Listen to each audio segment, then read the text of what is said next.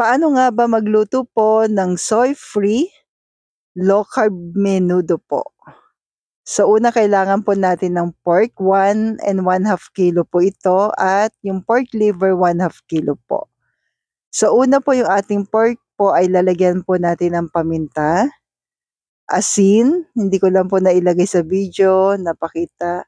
Then yung coco aminos po. Kasi hindi naman po maalat si coco aminos. Ito po yung pamalit natin sa soy.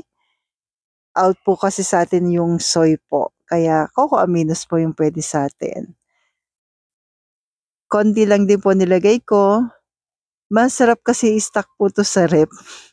Yung menudo, kaya dinamihan ko na po. Then ganun din po ginawa ko sa pork liver po. Nilagyan natin ng paminta at coco aminos po. So unahin po natin na lutuin po yung ating pork liver. Half cook lang po. And please don't forget to like and follow po para updated tayo sa ating mga low carb meal, low carb kaalaman po natin everyday. Thank you po and God bless. Then after natin ito ma-fry po ng pamandali para hindi lang po ma-overcook, itatabi muna po natin. At kung umabot ka po sa part na ito, okay lang po ba na pa-comment naman po kung tiga saan po tayo po para alam ko lang po kung saan aabot ang aking video. Then naglagay na po tayo ng sibuyas, kamatis. Tapos tinakpan ko po pamandali, mas madali po kasi maluto si kamatis po. Yung ating tomato kapag tinakpan. Then add na po natin yung ating bawang.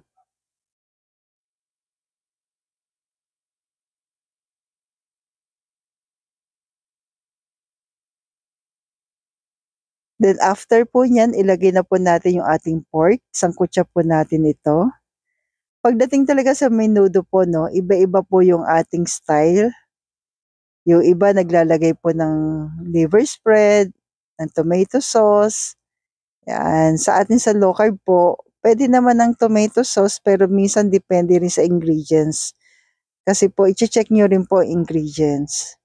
Pero simula kasi na nag-low carb po ako, hindi talaga ako naglalagay ng tomato sauce. Tomato paste, pwede pa po. Yan ang mga kadalasan nilalagay ko po. So, sasangkutsa lang po natin ito. Hayaan natin lumabas yung kanyang natural oil ng ating pork. Takpan po muna natin. Then, nilagay ko rin po pala yung mga pinagbabaran ng ating pork at dinagdagan ko siya ng tubig. Pinakuluan ko po ito ng mga 30 to 40 minutes para mas lumambot po yung ating pork. Kapag ganyan na po, na natuyuan na yung ating pork,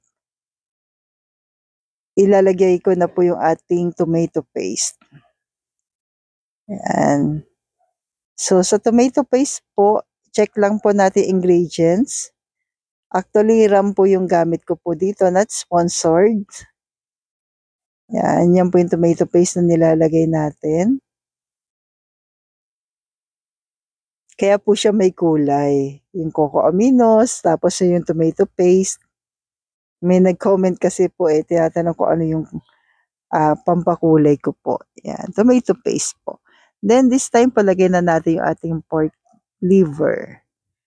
Yan. Then hayaan lang po natin maluto pa ng mga ilang minuto po. So, si patatas, si carrots ang tinanggal natin sa menudo. Pero syempre po, yung bell pepper po, ilalagay pa rin natin. Pasas, yan. Pasas, yung iba naglalagay ng pasas, di pa po. Out sa atin yung pasas. So, pinakuluan ko lamang po ng ilang minuto. Lagay na po natin yung ating bell pepper po. Then, ilang minuto po muli. So, kung matabang pa rin po, mag-add na lang po tayo ng konting asin or konting patis para may umami. Yan. Pwede naman sa atin ng patis po. Huwag lang din talaga mag-ano po, may mga sugar, alisin lang. So, check lagi ang ingredients sa mga ilalagay natin.